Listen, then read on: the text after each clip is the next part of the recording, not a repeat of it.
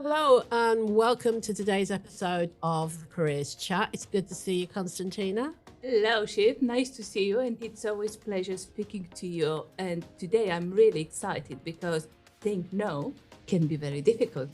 Yeah, let's look at the art of saying no.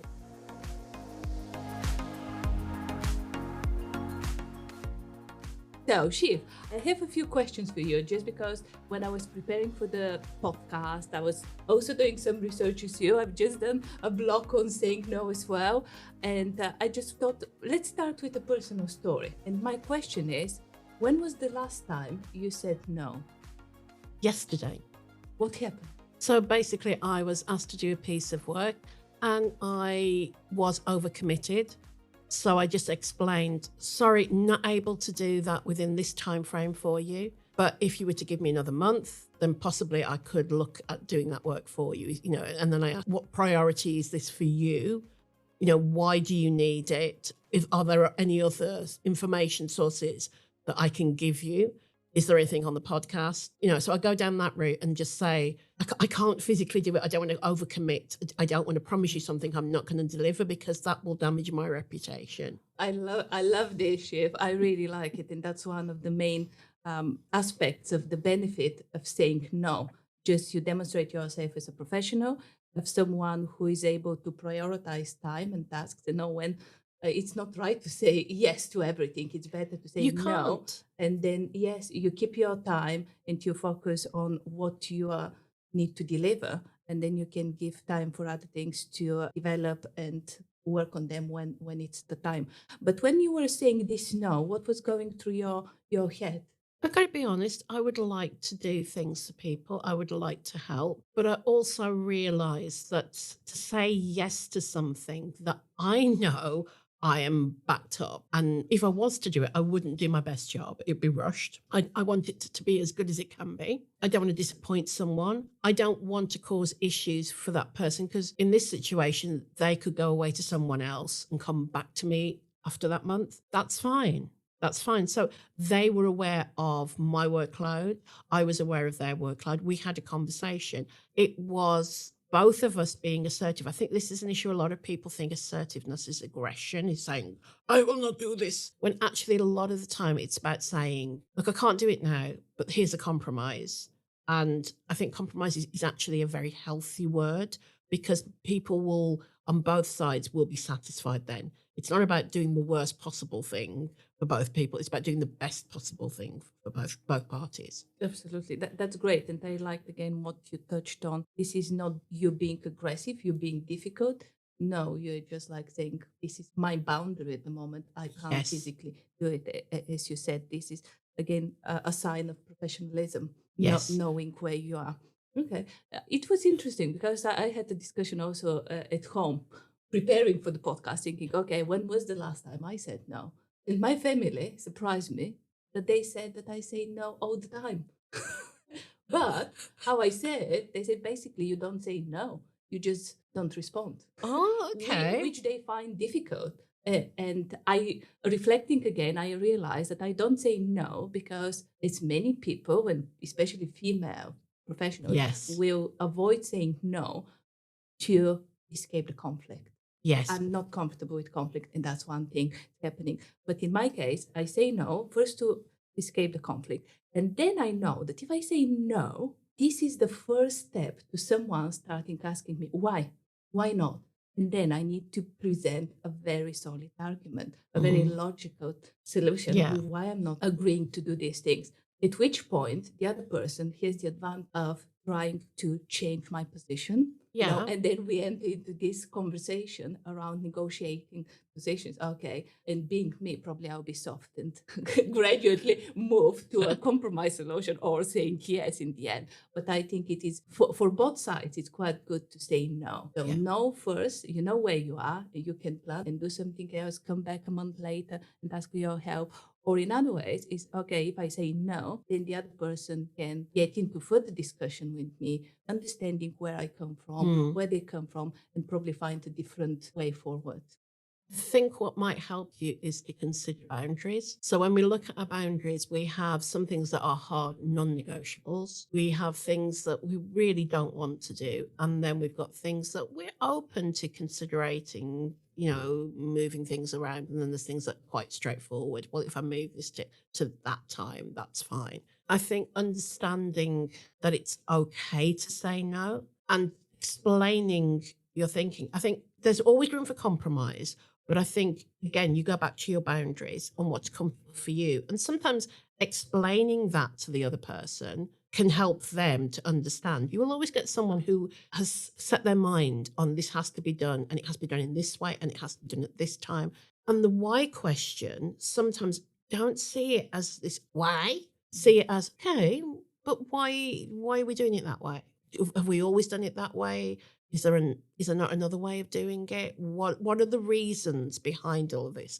That then allows you to unpick, and that allows you then to replan, and you can reframe things. I think with assertiveness, if you think about assertiveness, it's about saying what you want to happen, but it's listening to the other person telling you that. And then going, okay, so where's the middle ground here? How can we meet each other? And sometimes you can't. It's better to be honest about this. There's no point someone going into the world of work and saying yes to every piece of extra work and then not delivering on it. I think culturally, that's an issue for some people, but you've got to understand the culture you're working in, and what might feel is very direct to you is pretty normal to someone else. So understanding those cultural areas and exploring those, and sometimes asking for help with it and saying, culturally, I don't feel comfortable with this, but I've got this piece of work, that project to be involved in. I'm working on this as well. I'm doing this piece of training. What do you think about it? And your line manager, who usually is the one that is asking you to do these things, will say, no, it's okay to say no. If you can't do it, if you don't have space to do it, I'd rather you did all these things well than do this extra piece of work and everything just sort of fall into the middle. Yeah, and yeah, you're right. Cultural context is very important, and I think we are lucky nowadays, especially in the setup that we operate, that line managers respect you for Mm. saying no and just take it from there. And that's how they build high-performing teams that you have psychological safety, and all this. I think it is very, very important. So, in your work with students, what advice do you give them regarding developing the ability of saying no? I say practice. I say practice first with your friends. And they're actually sometimes the hardest people to say no to. When they say, well, we want to go out this weekend, we want to see this film. I've got a dissertation that I'm working on, so I don't really want to. And I'll say, well, what is best for you? And if they're your friend, if you explain that and you are very focused on why that is, then saying no and giving the reasons is okay. A true friend will accept that. Practicing with friends sometimes with made up scenarios, that can be beneficial to you. But I think you've got to sort of practice all the different elements. Like sometimes do you need to give an immediate response? Can you say, can I look at that? Can I come back to you about that? Or I can't, I can't contribute to the whole project, but I can be a critical friend at the end when the rest of my workload has calmed down a little bit. I like this. And as I said, the book that I read recently was called Defy the Power to Say No in a World That Demands Yes by Dr. Sunita Sa. And she said, so how you do it, you first anticipate the situation which might prompt you to say no. Or these are usually situations where in your gut, you feel that's not the right thing to do. And that is guided by our values, our non-negotiable boundaries. So anticipate, then visualize. So see how you will be in that position to say no, how you will say it, how you will word it, how you even dress, how you will use body language to convey the message in a good, positive way. And then, as you say, practice in safe environment, practice in your head, practice in front of the mirror, and then repeat. Yeah. So keep repeating it, and then you will get better. Till you've centered yourself and you know what it is you want. All of that is really good. I mean, visualizing what you're going to wear as well. That's always a problem for me. But I think also appreciating that saying yes all the time dilutes excellence. So considering that as a point, if you keep saying yes to everything, then it's kind of the old expression, jack of all trades, master of none, which kind of suggests that you can do lots of different things, but you're never going to develop the expertise in one particular one. Now, in your industry, you might need that expertise. You might need the time and space to do that. So if you take on too much work, you become overextended. And that's when our old friend, the imposter syndrome, pops back up and goes, look, you couldn't do that, could you? And it's really important, I think, to understand the strategic value of what you're agreeing to, not only to the organization, but to you and your professional development as well. And on the contrary side, I would like to say that you can't always say no. Oh no! No one's Yeah. suggesting that. It's not about saying no to everything. Exactly. It's about planful saying yes. It's about saying yes to the right thing for you and to what you can do. But also saying no allows the next yes. So if you keep saying yes to everything, the next opportunity that you really would like to be involved in, you're overextended. You can't say yes to that. So it's about thinking and prioritizing. Prioritizing is really important in your professional life. There are things that have to be done immediately. There are things that have to be done within a day. There are things that take a little bit longer. So I just think you've got to balance that. It is a balancing act. This is really nice. And I think, again, thinking always, for me, it's always thinking about the context. So in what context you say yes and in what no. So sometimes it's not effective to say no. It's better to say, okay, I'll do it despite time pressures, despite your values, things might be against you, but in the right context, you just need to go with the team, let's say, to go with the group. Well, it's and do it. quantifying, isn't it? When you're having that conversation and you're saying, look, I can do this extra piece of work here, but you have to bear in mind it's not going to be as in depth as you want it to be because I don't have the facilities to analyze the data in that time. And I think you also have to consider, am I supporting even poor planning by other members of my team? And I'm picking up their mess. Now, you're going to get resentful over that. That is not going to create good team dynamics. No, exactly. But you evaluate cost benefit of the situation. What Yeah, would be well, the this is it. pluses and the minuses for me saying Yeah. yes or no? And I think you have to have that honest conversation. Say, look, you could have given me more time with this. Having that open, assertive dialogue isn't about, you saying, oh, yeah, you should have done that. It's about saying, if only you give me more time, I could have done more about this. It's the tone of voice as much as it's what you're saying sometimes. And that's why I think I would tend not to say no by email. I would say face to face because you can see the person, read their body language. Whereas if you're saying no by email, unfortunately, what tends to happen is how you perceive you've written it and how they perceive it as they read it is different. Whereas having a conversation, if there's a problem, I would have a conversation. I agree with this. You can do quite a lot more in person rather than in writing. Yeah. And in writing, especially typed in late at night, people read it through their phones and Definitely. they can get different messages and so on. So what else can students, alumni do in order to improve their skill of saying no? So I would say see it as professional development and, use your judgment. Also understand if you're saying no, it's not a personal rejection. You're not saying to your line manager, no, I'm never going to do this for you. You're saying, I can't do it right now, but I could do it later.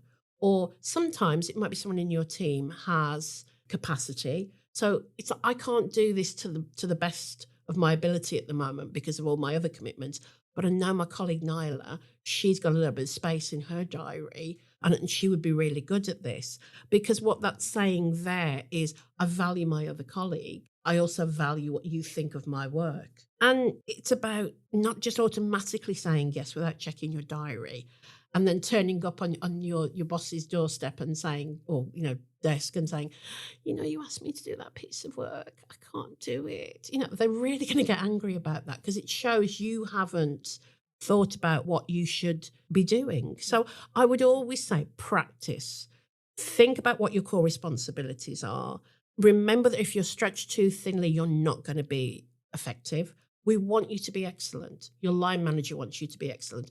So by not stretching yourself, that's how you will remain excellent. For me, it's also knowing who you are and what your values are, what you believe in, because I know at times you really feel strongly saying no because something that others expect you to do is really against your values. Mhm. And this might not always play well for you, but if you say no a few months, years down the line, I think you will be pleased that you said no in that context. So Yeah, having your values as a guiding compass, once again, it is definitely. crucial for me, in addition to all the tips and tactics suggested people use to improve their skill of saying no.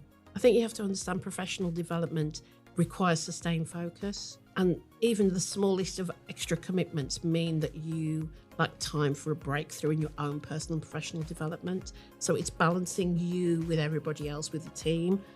And I think also I would say, ironically, people pleasers end up pleasing no one, least of all themselves. A good one to finish on, but I have one last question. Will you come for lunch with me? Yes, I will. Yes, I will. Yeah, okay. But maybe not today, but I will. You know I love you. No, I wanted a yes answer. I wanted a yes answer. I did say yes. I did. I know. Okay, so thank you very much. Lovely chatting to you today, Shia. Always lovely chatting with you, Konstantina. Bye-bye. Bye.